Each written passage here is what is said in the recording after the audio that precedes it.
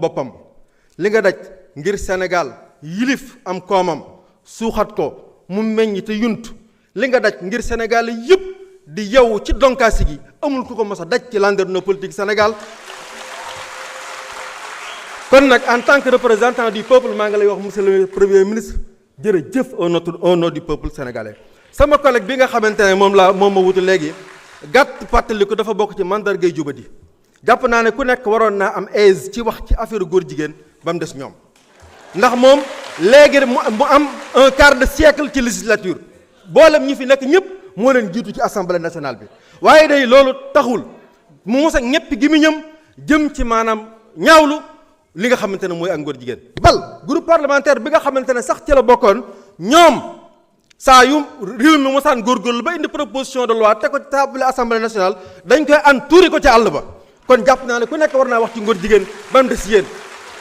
bu njëkk góor jigéen buñ ko mosaan jàpp yóbbu ko police formalité rek la leer na ko da day fanaani këram ku gis liy xew fan yi xam ne réew mi am na rupture.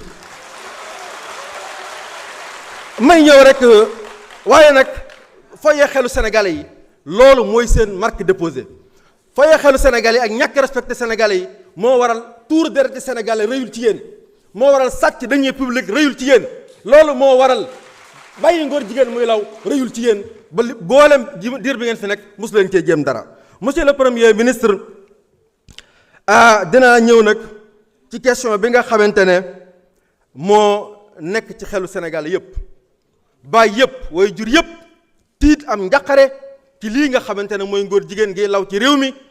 te ñu jaaxle ci lool. sama question moo doonoon gis nañ ngeen adopté ci conseil des ministres wax ne incha allahu taala loi bii nga xamante ne 1965 ba léegi mi ngi fi ngóor jigéen di law régime yi di succédé wu kenn mosu cee jéem dara yéen a wax ne da ngeen ci taxaw durcir ko waaye définir lan mooy acte contre nature képp ko taxawat di tàcc ngóor jigéen yoon dal ci sa kaw képp koo xamante ne da ngay génn si alal di ko ci def ngir mu law yoon dal ci sa kaw. bëgg nañ loolu monsieur le ministre nga ñëw ci ba mu leer ci bopp sénégalais yi ndax nag le peuple sénégalais mérite de savoir lan la état pare pour def ko ci loolu ndax fële wala boo xam ne waxuma la mbol gi ak ngaj gi nga xamante ne moom la doon waaye dafa nekk problème de santé publique. may remercier nag boolem kuréel yi nga xamante ne ñoom ñëpp defoon nañ yitte ngir lii di déviance morale ñu éradiquer ko ci suñu société sénégalaise. monsieur le premier ministre bëgg nañ incha allah loi boobu ñu fexe ba bu ñu koy modifier mu ànd ak effectivité am efficience ak efficacité ba doon loo xamante ne dina doon miir bopp dina dox suñu diggante ak mbon googu waaye miir boo xamante ne day résister face aux aléas du temps et face aux aléas de la géopolitique mondiale. monsieur le premier ministre nag duma daaneel mukk te ñëwuma ci yow ndax nag ñun ñi jóge woon ci taal jàng yi ñun ñi bàyyi woon suñuy minbar di wax nit ñi waa jàngi wallahi siggi nañu démb bi nga def sa poste da ngaa bind le mot vérité en lettre capitale loolu di ñu wax rapport bi nga am ak dëgg mosoo ñoo jiite ci mbir lu dul da nga ñoo teg ci mu doxala si dëxin du buntu dëgg waaye mosoo ñoo génn ci mbir lu dul da nga ñoo jaare ci muxraja si dëxin buntu dëgg waaye mosuñu laa gis nga jëf wala nga wax lu dul da ngaa teg sa tànk ci dëgg maqalu si dëxin mosoo layaa bi mosoo wax ak ñun ci langue de bois jamono bu nekk lisaana siddiqin moom ngay utiliser kon na nga yaakaar te sa xel dal ne sama borom dina la defal sultaana nasira ñi nga xamante ne ñoo la bañ ba gis la ak yamale ko gis seeni butit maa ngi leen di wax la Cheikh Ibrahima Diop almasari waxoon borom Daaru Muxti man dalla yajhaduhu aw baata yaxsuduhu fallahu ya'duduhu wastabqa xudira le venin la haine c'est un venin que vous vous inoculez tout en espérant que monsieur Ousmane Sonko va sombrer. Déedéet, le Sénégal va arriver à bon port. Assalamu alaikum wa rahmatullah. S'il vous plaît. S'il vous plaît.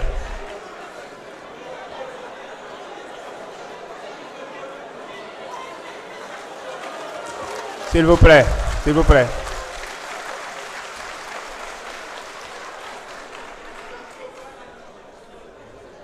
Monsieur le Premier ministre, vous avez la parole. C'est pour 32 minutes. Merci, Monsieur le Président de l'Assemblée nationale. Monsieur le Président de l'Assemblée nationale, Mesdames et Messieurs les honorables députés, chers invités, Monsieur le Président, si vous le permettez, j'aimerais donner la parole à M. Daouda Ngom, ministre de l'Enseignement supérieur, pour 5 minutes.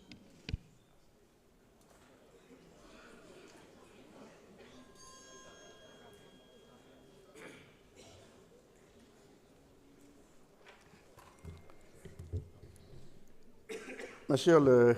Président de l'Assemblée nationale, Monsieur le Premier ministre, chers collègues, ministres et secrétaires d'État, honorables députés, sunu système universitaire ñëpp xam nañ ko dañuy traverser ay jafe-jafe et jafe-jafe yooyu dafa dem ba le 9 février passé am benn doomu Sénégal benn étudiant bu tudd Ablaye Ba bu ci ñàkk bakkanam ñu koy naqarlu di jaale sa famille biologique mooy ay waajuram di jaale communauté universitaire bi notamment les étudiants les enseignants et le personnel administratif mais di ko jaale à l'ensemble du peuple sénégalais mu nekk situation boo xam ne kenn rafetluwu ko bi mu amee le lendemain li ñuy wax conseil académique université Cheikh Anta Diop de Dakar dafa daje jël décision ne li ñuy wax activité pédagogique mooy cours yi day continuer COUD wax ne dañuy tëj campus bi loolu yépp tax jàng bi nga xam ne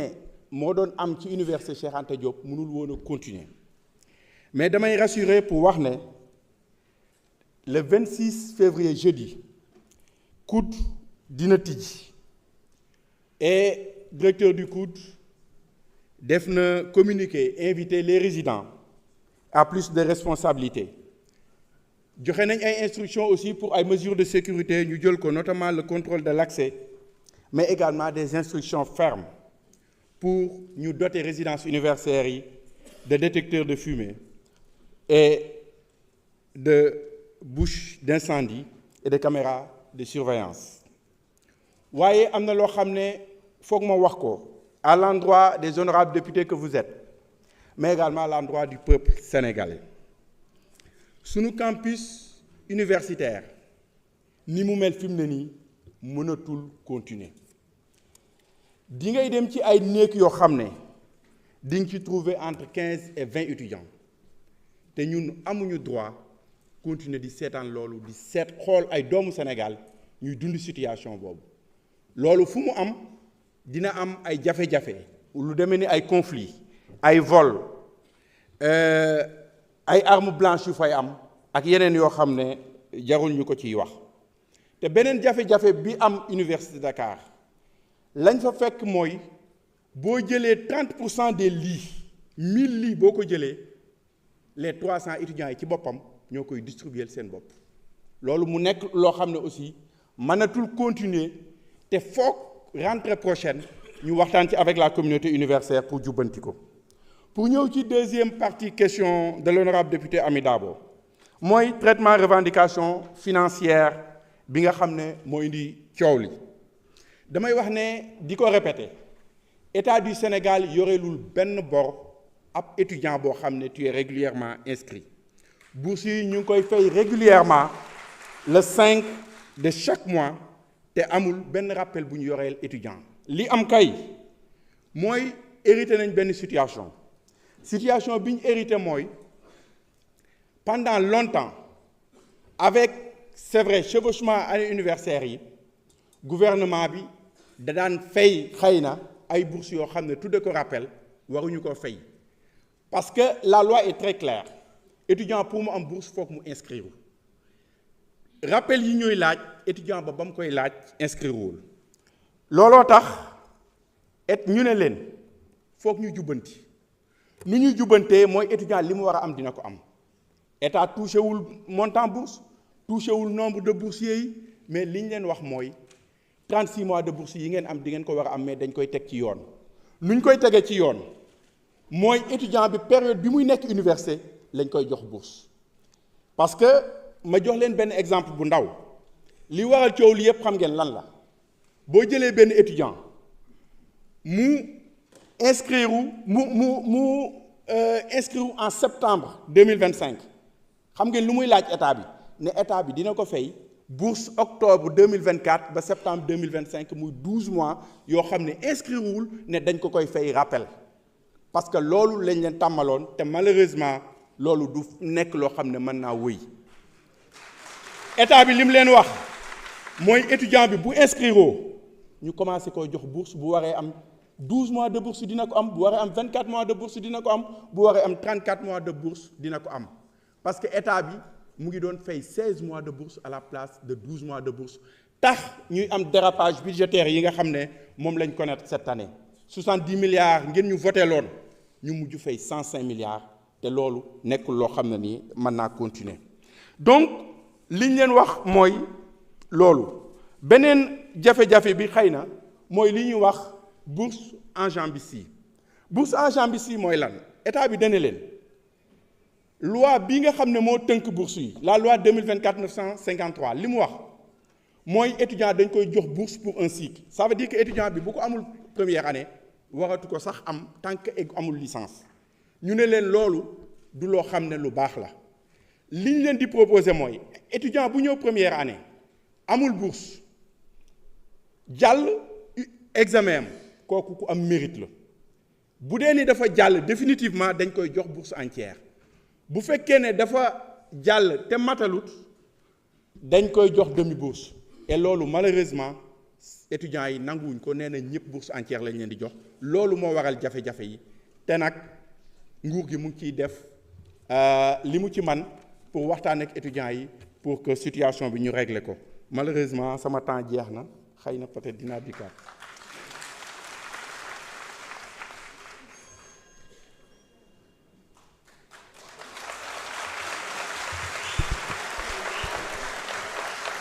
Jërëjëf monsieur le président de l'Assemblée nationale honorable député ñu ngi sant yàlla bi ñu mayee ñu teewaat fii ci daje bu am solo bii di daje askan wi di leen souhaiter yéen ñëpp kenn ku nekk ci diineem koorug jàmm koor gu ànd ak barke ak jàmm yàlla ñu nangu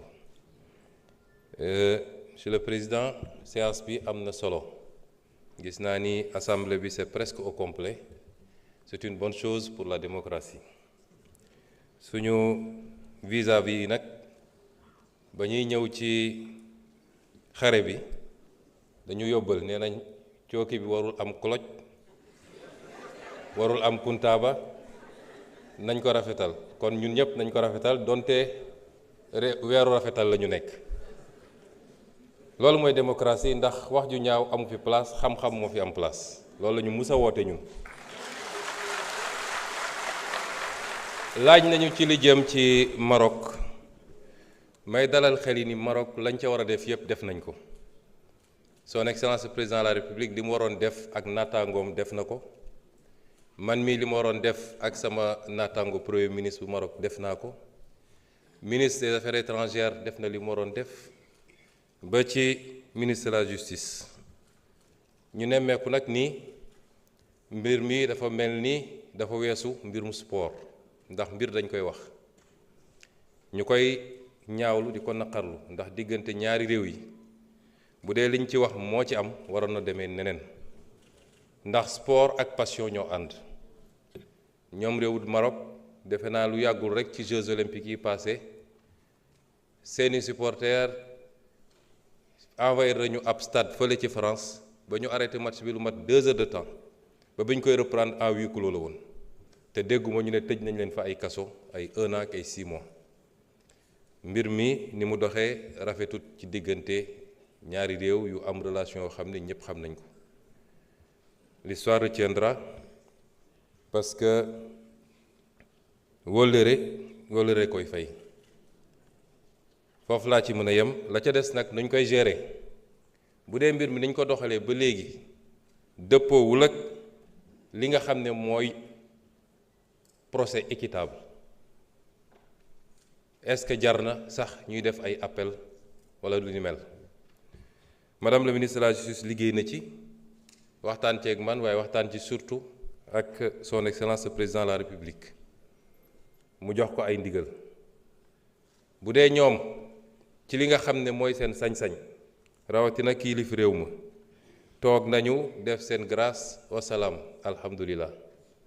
bu nu ko deful it am na accord yu ñu lié ak ñoom ba nga xam ne ku ñu jàpp ci réew ba ca des réew ba ñeen bi am na sañ-sañu demander à ce que ñooñu ñëw purger peine ba ci seen réew kon loolu dinañ ci dox nañ ci def liñ ci war a def loolu la président santé mu des nag yu mel nii bu amee ñëpp dañ ko war a gérer ak tey ak dal parce que gis naa sax ay manifestation am naam naqar am na ci ay njaboot waaye ñu fàttali ni réew mu nekk dafa am souveraineté ci réewam nun du ñu jël ay bazooka dem Maroc xeex ak ñoom ne leen ni ngeen àttee du yoon wala libéré leen suñuy nit fi may wax ak yéen témbe am na ay doomu Maroc yoo xam ne ñi ngi fii ci suñuy prison gën saa gàtt lim nañ ci juróom benn yoo xam ne ñi ngi fii ci ay prison au Sénégal te waa Maroc mënuñu ñu forcer ñu baleen réew mu nekk dafa am souveraineté ñu nangul ko kon yooyu bu amee nañu xam ni ñi war a def nañu lu ñu war a def yépp te dinañ ko continuer def bu soobee yàlla ñuy masaw nag famille yépp te ci liñ ci xam ñu ci bari ci ñoom ay borom kër lañu ci fan yi wala ci semaine bi dinaa yónnee ci turu gouvernement bi ay ndimbal ñu jàppale seeni njaboot ci weeru koor gi laaj nañu ci li jëm ci UCAD defe naa ministre wax na ci lim ci war a wax yépp waaye ma dellu si ci incident yi Sénégal léeg-léeg dañuy doxee émotion te réseaux sociaux yi xaw ko yóbbaale ma wax ni li xew UCAD li ma ciy njëkk a wax mooy jaale mbokk suñu doom jooju nga xam ne bakkanam rot na ci di leen ko jaale bu sori ci ñun ndax ku xam suñu digganteeg nit ak suñu digganteeg rawatina suñu digganteeg jeunesse bi xam ni lu ñu méttee métti la bakkan dafa foor ñu leen koy jaale keroog nu ñu yónnee gouvernement bi ñu dem fa nun nii dinañ fa doxantu di ñaan yàlla yërëm ko te jéggal ko loolu weesoo nag réew dañ koy gérer ak beaucoup de retenue mais également avec beaucoup de sérénité ñun ay fan balaa mbir mi di am jot nañu ay bulletins de renseignement yi ñu wax lan doon lañu waaj biir université bi du étudiants yëpp nag lenn la te étudiants yu ndaw ndax mouvement de foule mouvement de masse fu mu amee rek dañuy yóbbaale ñu bari ci seen gëm-gëm ak cause bi ñu jàpp ni moom la ñuy défendre mais mu am ci loo xam ne da ciy rax ñu yëg nii ñenn ci ñi nga xam ne ñoo jiite mbir mi lañ doon mbëbët mooy taal bibliothèque universitaire bi taal restaurant yi jël provision yi lañ tuddee waajal koor taal cruise bi ak yeneen loolu réew mu responsable ay kilifa réew ma yëg ko duñ ci banque seen yoxo di seetaan ci laa woo le ministre de l'intérieur ne ko jël leen seen matuwaay yépp jaratul ñuy fàttali ni campus universitaire campus social bokkul ci franchise universitaire yi ministre wax na ko c'est un quartier comme tous les quartiers de Dakar état bi war fa assurer la sécurité ci laa wax ministre bi jël leen seen matuwaay dem leen ngeen anticiper ba loolu ñuy wax bu mu am kon bu doon dañ ko war a defaat tey ma def ko ndax duma seetaan ba ñu lakk lépp ñu ne nañu tabaxaat lépp loolu mooy suñu responsabilité rawatina nag su dee dañ ko teg ci revendication yoo xam ne ma wax ko waxaat ko fii étudiants yi suñuy rakk lañu suñuy doom lañu jàmm lañu séq ak ñoom cofeel lañu séq ak ñoom ñoo tax ñu bàyyi lépp ñàkk lépp ñoom ak yeneen ndaw yu nekk ci feneen kay bay kay ambulant ka nekk ci Jakarta bi ka nekk ci sport bi ñoom ñépp ñoo tax ñuy sonn waaye njaboot boo ko amee doo ko topp ci lépp lu mu bëgg man ñàkk carte électorale wala am carte électorale benn la ci ma du ma topp kenn ci loo xam ne bëggu baaxul wala mënuma ko wala lalul ci dëgg loolu duma ko mus a def nit ñaa ngi naan dialogue musuñoo tëjal suñu buntu étudiants yi ministre bi ñaata rencontre la def ak ñoom ba ci président assemblée nationale bi réew mi nag ku jóg yëngal rek ne premier ministre bëgg a dajal tout de suite wala président de la république du doxee noonu dafa am ay kilifa yu am responsabilité ci loola te mat nañu sëkk lañ leen doye mën nañu wax ak nit ñi di ñu rendre compte ñu leen di wax la ñu war a def te noonu lañ ko doxalee bi mbir mi amee malheureusement ay manquement am na ci loolu dañ koy wax ndax ni ñu santoon ñu dem ak heure bi ñu waroon dem les forces de défense et de sécurité demuñu ci heure boobu retard boobu andi na lu bëree bëri ba étudiants yi jot a sax attaqué premier restaurant bi intervention dooga am loolu c'est des manquements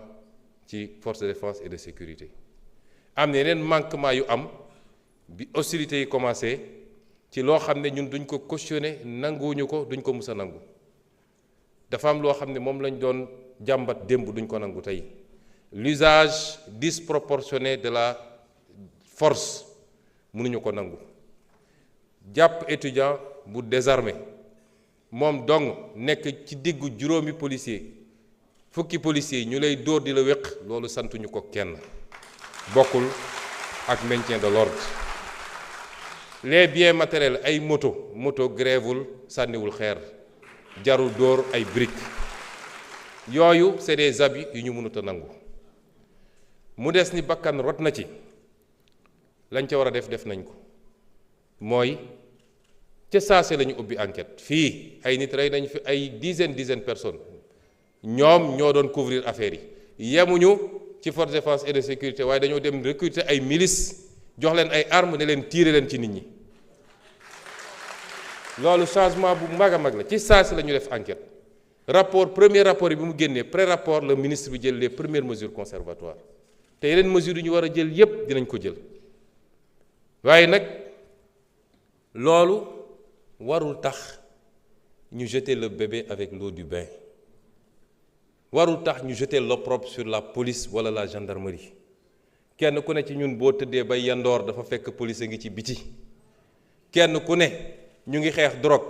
ñi ngi xeex tey ngóor jigéen gi ñu tudd gendarmerie moo ko def fële ci Kër Massar keneen ak keneen bi ñu ñëwee dañu ne foog ñu réformer l'administration civile comme militaire fépp am na ay taaram présidence de la république am na ay taaram primature am na ko finance am na ko justice am na ko réforme du lu ñuy def ci benn fan wala ñaari fan gis ngeen semaine avant lii di am maa ngi woon école de police ba may wax sama discours dama ne la nouvelle doctrine du maintien de l'ordre kon la baax ci police ba la baax ca gendarmerie ba la baax feneen ak feneen moo ëpp fuuf ndax moo tax kenn ku nekk ci ñun mun dox ay soxlaam kenn ku nekk ci ñun mën a am un minimum de kaaraange kon bu dara am rek ñun ñëpp ñu gaaw di xarab ku nekk di wax ensuite dama wax léegi émotion ba ci suñu biir ñun sax ku nekk gaaw taal wax a wax attaqué dégg naa sax ñu ne gouvernement bi nii waaye ñun sax suñu leader bokk ci déet maa ngi ci biir man maa santaane man maa jox les instructions donte niñ ko doxalee méngawul ak 100% ni ma ko bëggee woon réew day am des hauts et des bas la gouvernance n'est pas un long fleuve tranquille bu mbir amee na nit ñi ànd ak tey ak dal nun duñu mus a utiliser le pouvoir de manière injustifiée contre les Sénégalais man loolu bu doon am ma bàyyi tey ndax lu ko jar premier ministre man lekkuma ci salaire aw ma ci waaw góor lan moo jar ma war a utiliser les pouvoirs yi ñu ma jox pour di ko utiliser contre Sénégalais yi bakkan rot na ci lu métti la te enquête bi loolu tam beneen nouveauté la ci saa si la ñu démarrer enquête bi ña fa nekkoon ci police ñu ngi leen di dégg étudiants yi ñu ngi leen di dégg enquête bi dina dem ba wax la xew mu des nag lenn ñi ko bëgg a utiliser ci wàllu politique gis nga sama mbokk étudiants yi lay wax ñi koy wax nekk ci opposition bi gëmuñu sax seen cause bi mu amee ñenn ñi naan maa ngi yóbbu diwlin ak kii ndax étudiants yi lekkatuñu dem leen continuer yóbbu diwlin dem leen continuer yóbbu ceeb lenn rek moo leen ci intéressé mooy est-ce que ce lien idyllique bi am diggante Ousmane Sonko ak jeunesse bi dañ na wala dañul loolu rek a leen ci intéressé amul leneen lañ ci intéressé kon nous allons continuer à être ouverts et à discuter mais damay am lii wala ma taal université bi duñ ko nangul kenn luy jaadu dinañ ko def lu jaadu ñu ne lii mënul nekk. Ensuite dinañu renforcer la sécurisation de l'université jox naa ndigal ministre de l'Intérieur mu defal ma étude jox ma rapport sur la possibilité d'avoir un commissariat dans le campus social parce que c'est un quartier comme tous les quartiers. Dinañu envisager aussi des mesures pour xool nu ñuy délocaliser soit l'université ou une partie de l'université parce que 25 000 étudiants nga bëgg leen parquer fii loolu dina jafe. Le ministre de l'économie ak le ministre de l'enseignement supérieur ñu ngi ciy liggéey ci des modèles yoo xam ne amaana du coûter dara état bi te dinañu xool su dul université bi yëpp yenn amphi ñu délocaliser leen dans de meilleures conditions de travail mais les réformes qu'il faut faire pour que l'université ne meure pas pour que l'université continue à être une université performante pour que les étudiants puissent étudier dans les meilleures conditions dinañ ko def la ca des nag état bi dina jël matuwaayam xale boo xam ne jàng rek moo la tax a jóg te bëgg ngaa jàng def sa ñeenti at jóge ci université bi boo ñëwee di nga jàng weer wu dee di nga jot sa bourse dinañ la subventionné nga lekk fukki dërëm nga ndékki 150 nga añ ba suur loolu état bi dina ko continuer garantir aux étudiants dans les meilleures conditions mu des nag la ñu wax ci mbirum góor jigéen defe naa ñaar ñi ci wax kenn ki moom il est téméraire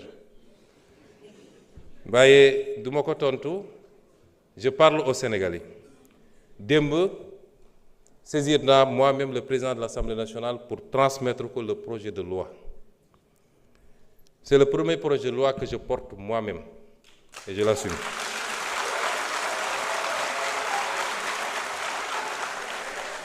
dañu wax ni li tax criminaliser ñu ko loolu ñi mu intéressé woon ñu koy xeex mën nañ ci waxtaan ku mu intéressé wul woon démb tey amoo droit wax ci tu es disqualifié ñooñu mu intéressé woon nag ñoom ñëpp ba ñu dajee c'est le lieu mu féliciter ànd sàmm jikko yi ak ñeneen ñu yëngatu ci lii ñoom ñëpp ba ñu dajee ñoo dëppoo ni mën nañu am lu ñu bëgg en restant le truc au niveau de délit mën nañu am lu ñu bëgg wala lu ko gën sax moo tax projet bi ànd sàmm jikko yi déposé dañ ko bàyyi ci délit projet bi ma def te sukkandiku ci loolu ak leen luñ ci yokk dañ ko bàyyi ci délit lañ ca bëgg nag dinañ ko am ba mu mat sëkk ñi ciy wax ci opposition ma wax leen lu leen ci tax a jóg bu ñu jógee dañuy dem seeti seen leurs maîtres occidentaux ne leen waxoon nañ leen ñi ñu bon lañu gis ngeen kii nañu ñi ngi réprimer les homosexuels ñun li ñu bañoon def ñoom ñu ngi koy def dañ koy politiquer foofu ci occidentaux yi ak ci lobby yi loolu la ñuy def gëmuñu sax li jëm ci loolu su dee temps bi dina ko permettre ma faram-fàccee la nekk ci loi bi article 319 toute personne qui aura commis un acte contre nature sera punie d'un emprisonnement de 5 à 10 ans donc et d'une amende de 2 millions à 10 millions de francs loolu la ñuy wax sans préjudice des autres peines. Si l'acte est commis avec un mineur, le maximum de la peine sera prononcé. Le juge ne pourra prononcer le sursis, ni réduire l'emprisonnement au-dessous du minimum de la peine prévue à l'alinéa 1 du présent article. loolu verrouillé nañu juge bi ba moom ci boppam mënatul bàyyi nit mu dem ni mu tuuti 5 ans yi dina ko wax ni mu tuuti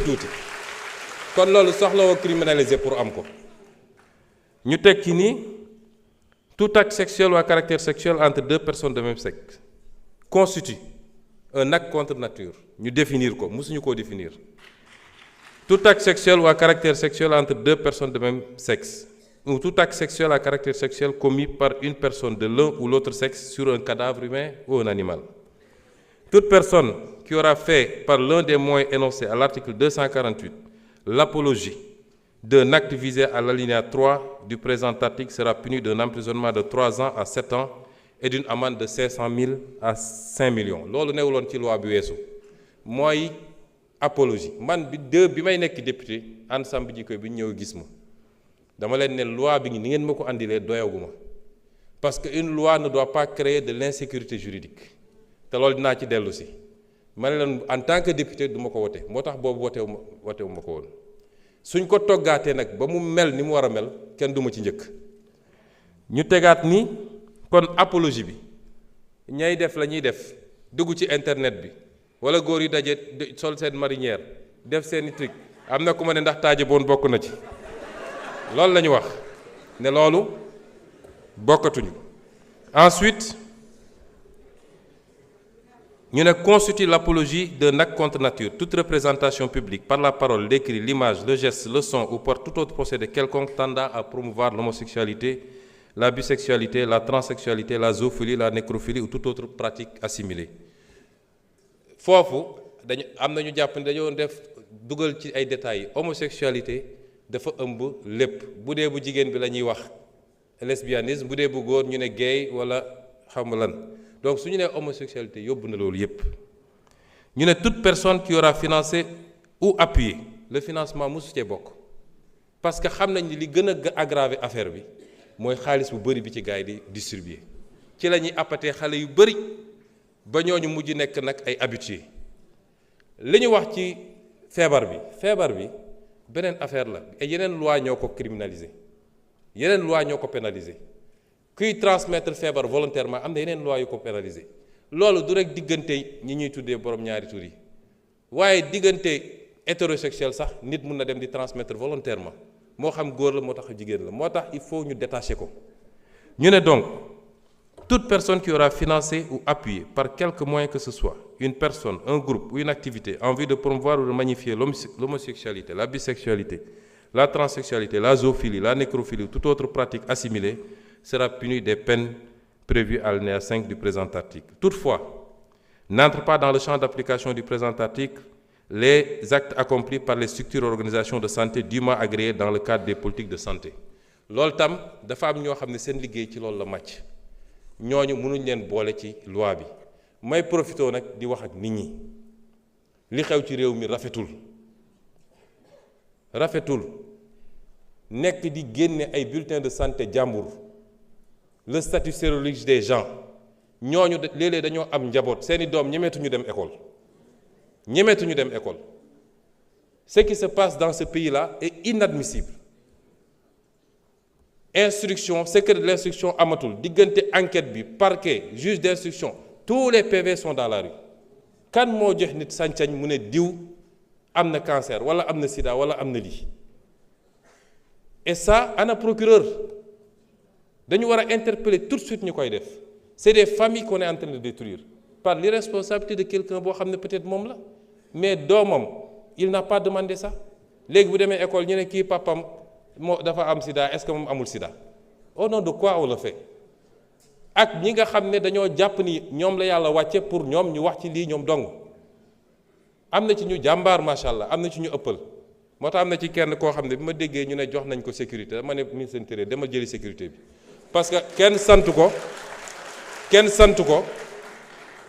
ko muy génne ay liste di joxe ay turu jàmbur nañ waxante dëgg lii c'est une prérogative régalienne état ak ses structures ñoo koy gérer waaye xam naa liste beeg te suñ leen